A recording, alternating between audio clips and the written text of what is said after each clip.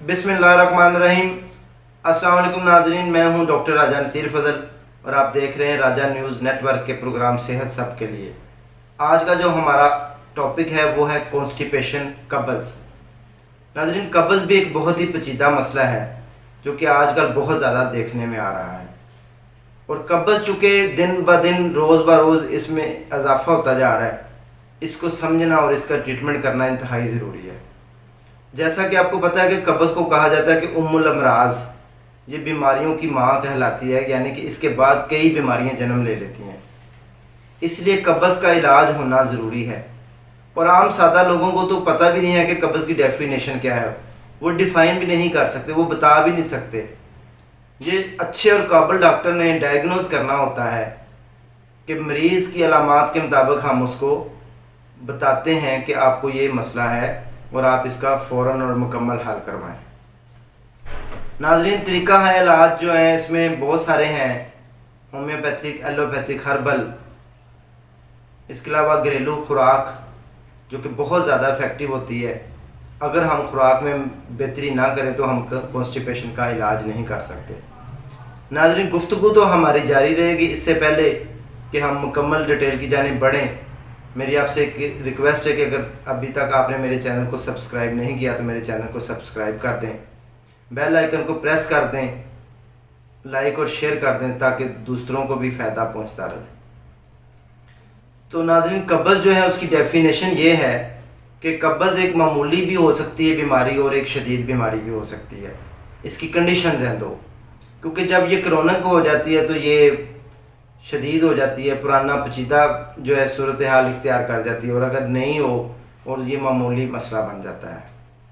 Basically कब्ज़ होती इस तरह है कि हमें अगर 24 घंटों में रफ़ा हाजत के लिए बाथरूम में जाना पड़े पखाने के लिए, और पखाना हमें हशाश वशाश ना कर सके, हमारे बॉडी को हल्का ना कर सके, तो हमें इसके मुताबिक जो अलामात पैदा होंगी हम उसको कॉन्स्टिपेशन या कब्ज़ कहेंगे। इसी तरह नाज़रीन, अगर 24 घंटे के बाद 48 घंटे में भी आपको रफ़ा हाजत होती नहीं, या 3 दिन गुजर जाते हैं, या हफ्ते में 2 से 3 बार आपको अच्छी रफ़ा हाजत नहीं होती, तो आपको इसको शदीद कब्ज़ का नाम भी दे सकते हैं। नाज़रीन, कब्ज़ होती कैसे हैं, पहले हम डाइजेस्टिव सिस्टम को जो है समझ लेते हैं थोड़ा सा। हमारा जो निज़ाम खुराक है वो क्या है। सबसे पहले जब हम कोई खाना खाते हैं बड़ी तेज़ी के साथ मुंह से, वो खाना सबसे पहले उसमें जो सलाइवा है मुंह का वो शामिल होता है, और उसके बाद वो खुराक वाली नाज़िली से होता हुआ मैदे में चला जाता है।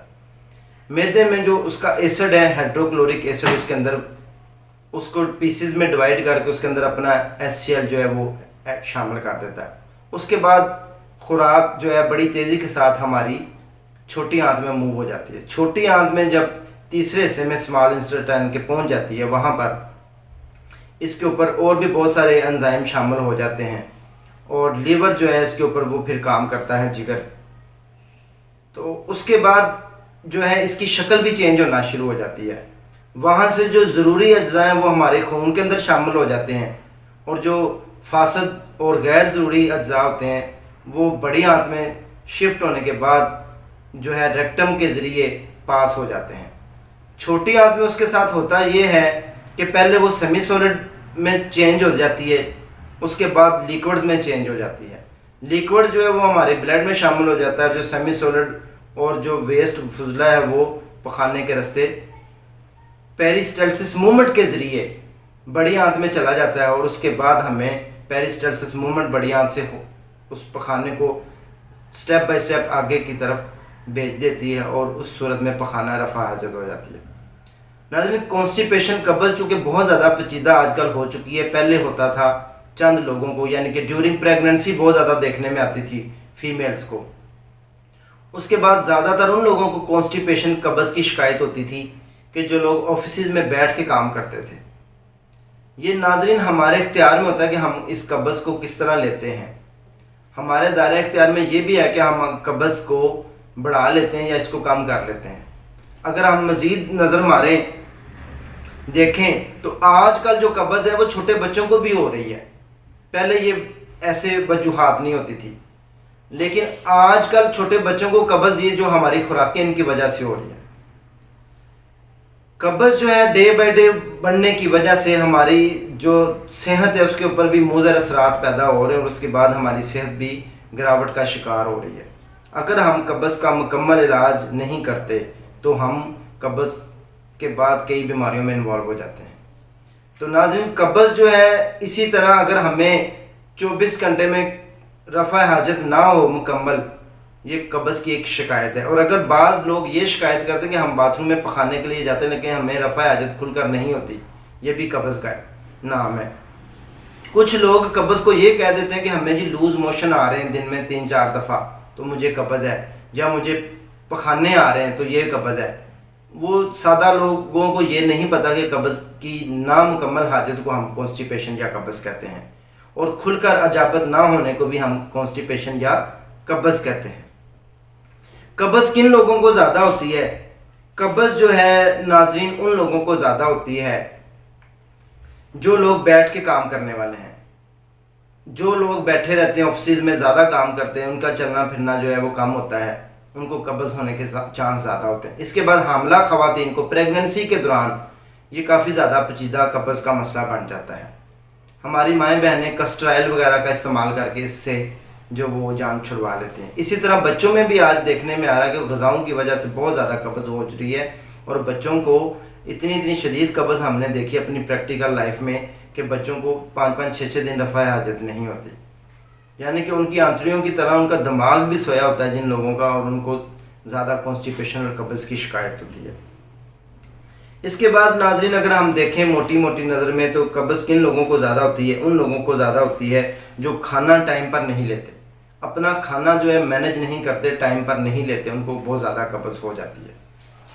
खाने की जो एक तरतीब है, डिसिप्लिन है, सुबह दोपहर शाम, उसको टाइम के मुताबिक ही मैनेज करना चाहिए। उन लोगों को ज़्यादा कब्ज़ होती है जो बार बार खाना खाते हैं, जिसमें मैदा डिस्टर्ब हो जाता है हमारा, और उसको डाइजेस्ट करने में भी प्रॉब्लम होती है। कम से कम एक खाना खाने के बाद 4 से 5-6 घंटे का अगर गैप हो तो खाना अच्छी तरह डाइजेस्ट भी हो जाता है, और उसके बाद हमें कॉन्स्टिपेशन नहीं रहती, बल्कि वो आगे की तरफ चला जाता है और पखाना रेक्टम से पास हो जाता है, हज़म हो जाता है, उसमें जो होने होते हैं एंजाइम शामिल वो भी सारे हो जाते हैं। तीसरे नंबर पे उन लोगों को कब्ज़ ज़्यादा होती है जिन लोगों की ग़िज़ा में फ़ाइबर्स शामिल ना हो। ऐसे लोग जो ऐसी ग़िज़ाएँ लें जिनमें फ़ाइबर की मिकदार बहुत कम होती है या ना होने के बराबर होती है, उनमें जैसे कि नाज़रीन आपको पता है कि आजकल जंक फूड, बेकरी की आइटम्स जितनी होती हैं उनमें बिल्कुल भी फ़ाइबर की मिकदार नहीं होती। फ़ाइबर की मिकदार ज़्यादातर फ्रूट्स में होती है, फ्रूट का इस्तेमाल करना चाहिए, वेजिटेबल्स का इस्तेमाल करना चाहिए, मीट वगैरह में भी जो है वो होती है। इसके अलावा आटे की रोटी का जो है वो भी इस्तेमाल करना चाहिए, उसमें भी फ़ाइबर की मिकदार अच्छी खासी होती है। इसकी निस्बत बोतल जूस, बेकरी की आइटम्स और ये जो आजकल बच्चों की चटपटी ग़िज़ाएँ आई हैं, नूडल्स वगैरह, ये वो, इनमें जो है ना कॉन्स्टिपेशन ज़्यादा होती है और इनमें फ़ाइबर की मिकदार 0/0 होती है। इसके बाद चौथे नंबर पर देखें तो नाज़रीन कब्ज़ उन लोगों को भी बहुत ज़्यादा होती है जिनके जिस्म में खुश्की बहुत ज़्यादा हो जाती है और वो पानी का इस्तेमाल कम कर देते हैं। मेडिकल साइंस ने ये साबित किया है कि सर्दियों में कम से कम 15 से 20 गिलास पानी लाजमी पीना चाहिए, आप उससे काफ़ी बीमारियों से महफूज रह सकते हैं। और इसके बाद अगर गर्मियों की तरफ देखें तो आप कम से कम 35 से 40 गिलास पानी जो है लाजमी पिएँ, उससे आपको ना तो मोटापा होएगा ना कब्ज़, और मुख्तलिफ बीमारियों से आप सेफ रहेंगे। और चाइनीज़ लोग तो खुसूसन पानी का एहतमाम नीम गर्म हालत में करते हैं और ख़ाली मैदे निहार मुँह पानी ज़्यादा से ज़्यादा पीने की कोशिश करते हैं। इसके बाद अगर नाज़रीन हम देखें तो कब्ज़ उन लोगों को भी बहुत ज़्यादा होती है जो अपने पखाने को पोस्टपोन कर देते हैं। वो किसी ऑफिस में बैठे हुए हैं, वो काम कर रहे हैं, वो किसी मीटिंग में है, वो किसी गाड़ी में सफ़र कर रहे हैं, या किसी ऐसी जगह पर चले गए हैं जहाँ पर वो बैतुल ख़ला का जो है इंतज़ाम नहीं है, और वो उसको रोक लेते हैं क्योंकि अल्लाह ताला ने ताकत रखी है इंसान को कंट्रोल करने की। मक्कत में हमारे ऐसा असाबी निज़ाम पाया जाता है कि जो हमारे दिमाग को पैगाम देता है कि इसको कंट्रोल कर लो, और हमारे अंदर इख्तियार होता है कि हम उसको कंट्रोल कर सकते हैं, रोक भी सकते हैं। अगर आप पखाना आया है तो उसको रोकना चाहें। इसके बाद फ़िज़िकल वर्क ना करने वालों को तो बहुत ज़्यादा कब्ज़ की शिकायत होती है। खाया लेट के, खाया बैठ के, खाया बाइक पर बैठ के, खाया और गाड़ी पर बैठ के, ऐसे लोग भी बहुत ज़्यादा छठे किस्म के लोग हैं। आखिरी जो लोग हैं जिनको बहुत ज़्यादा कब्ज़ की नाज़रीन शिकायत होती है, वो लोग हैं जो लोग रात को लेट सोते हैं। वो कहते हैं कि मगरिब की नमाज़ के बाद या इशा की नमाज़ के बाद खाना खा लेना चाहिए, उसके बाद जो है हमारा लीवर जो है वो रेस्ट की हालत में होता है और वो एक्ट नहीं कर पाता, खाने को डाइजेस्ट नहीं कर पाता। अगर आप चाहते हैं कि आप कब्ज़ से बच जाएं, महफूज रहें, तो आप कोशिश करें कि रात को जल्द अज जल्द जो है सोने का इंतज़ाम करें। अगर आप जल्द सोएंगे उसमें आपका लीवर जो है वो टॉक्सिक भी नहीं होगा और आपको रिलीफ भी मिलेगा और आप कब्ज़ से भी मुश्किल बचेंगे और मुख्तलिफ बीमारियों से आपका इम्यून सिस्टम भी इसमें बेहतर रहता है। इसके बाद नाज़रीन अगर हम इलाज की तरफ आना शुरू हो तो सबसे पहले हम देखते हैं कि हमारे नबी पाक सल्लल्लाहु अलैहि वसल्लम की सुन्नत तरीका ये है कि अगर आप बैतुल खला में जाते हैं तो आप लेफ़्ट यानी कि बाईं जानिब थोड़ा सा झुक कर ऐसे हाथ रख के ज़ोर लगाते हैं तो आपको रफ़ा हाजत जो है वो हो जाएगी और आपके ये मसला हल हो जाएगा अगर मामूली नवैयत का है। और अगर आपका पेचीदा या बढ़ चुका है तो फिर ये मेडिसिन के बगैर ठीक नहीं होगा। उसके बाद नाज़रीन अगर हम देखें तो इसमें एहतियाती तदाबीर में जो मैंने बातों का जिक्र किया है कि पानी का इस्तेमाल जितना ज़्यादा करेंगे खाने से पहले तो इंशाल्लाह आपको कब्ज़ नहीं होगी। खाने के दौरान पानी का इस्तेमाल कहते हैं कम करना चाहिए और खाने के बाद तो बिल्कुल भी नहीं, लिक्विड्स लेने चाहिए।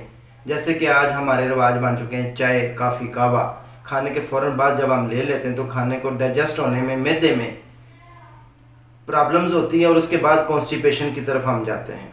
ये तो नाज़रीन वजूहात होगी। अब लुबेलबाब मुख्तसर मैं बयान करके तो मैं मेडिसिन भी बता देता हूँ कि जो हम घर में इसका ट्रीटमेंट कर सकते हैं। पहले नंबर पे उन लोगों को कब्ज़ होती है जो लोग टाइम पर खाना नहीं खाते।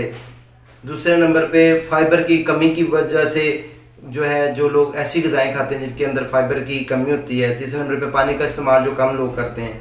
उसके बाद जो पोस्टपोन करने वाले लोग हैं। उसके बाद फिज़िकल वर्क करने वाले लोग। इसके बाद रात को लेट सोने वाले लोग। नाज़रीन अगर आप बात करें सबसे पहले इलाज की तो उनमें ग़िज़ा बहुत ही ज़रूरी है। ऐसी ग़िज़ाएँ कौन सी हैं जो हम लें तो हमें जो है ना रिलीफ मिल सकता है और कॉन्स्टिपेशन से हमारी जो है बचत हो सकती है और हमें ट्रीटमेंट हो सकता है। सबसे पहले इसबगोल का छिलका होता है, अगर आप इसको डेली अपनी खुराक में शामिल कर लें। सर्दियों में आप नीम गर्म दूध में रात को सोने से कबल ले लें और सुबह अगर गर्मियों में लेना चाहते हैं तो निहार मुँह किसी भी शरबत में जामे शीरी, रूह अफ़ज़ा या किसी ऐसे शरबत में मिक्स करके तो आप निहार मुँह ले लें इसबगोल छिलके को, तो आपको कभी कब्ज़ नहीं होगी। बड़ों के लिए ये नुस्खा, ये बच्चों के लिए नहीं है। इसके बाद सेब जो है इसका इस्तेमाल अगर आप डेली करते हैं तो उसमें अच्छी खासी मिकदार में कब्ज़ को ख़त्म करने वाले फाइबर्स होते हैं और आपको बहुत ही ज़्यादा मुआवन होता है। इसके अलावा अगर दोपहर के खाने में आप वेजिटेबल्स का इस्तेमाल करें, कम से कम सैलड 350 ग्राम कहते हैं डेली हमारी खुराक में शामिल हो जाए तो हमें कब्ज़ नहीं होती। दोपहर के खाने में अगर आप पुदीने की चटनी, धनिया, हरियाँ मिर्चें अगर रेगुलर इस्तेमाल करें, जिस पेशेंट को कब्ज़ है वो उसकी कब्ज़ भी ख़त्म हो जाती है। इसके बाद रूटीन पर खाना खाएं अगर आप चाहते हैं कि आपको कभी कब्ज़ ना हो। अल्लाह ताला ने ऐसी क्वालिटी रखी है कि माँ अगर अपने बच्चे को दूध पिलाती तो बच्चे को नेचुरली तौर के ऊपर कब्ज़ हो जाती है। बच्चा डायरिया का शिकार नहीं होता, लेकिन वो नेचुरली होती है। लेकिन अगर बच्चा डब्बे का दूध पीने के बाद कब्ज़ का शिकार हो तो वो बीमारी की तरफ जाता है। इसलिए छोटे बच्चों में 5 साल से जो कम उम्र के बच्चे हैं उनमें ये अलामात देखनी चाहिए कि उसने 2 साल तक माँ का दूध पिया है और कब्ज़ है तो वो नॉर्मल कंडीशन है। अगर डब्बे का या ड्राई मिल्क वगैरह ले रहा है या बाज़ारी दूध पी रहा है तो फिर बच्चे को अगर कब्ज़ है और रफ़ा हाजत नहीं होती तो उसका भी ट्रीटमेंट होना इंतहाई ज़रूरी है। यहाँ पर नाज़रीन मैं सिर्फ 2 दवाइयों का जिक्र करूँगा।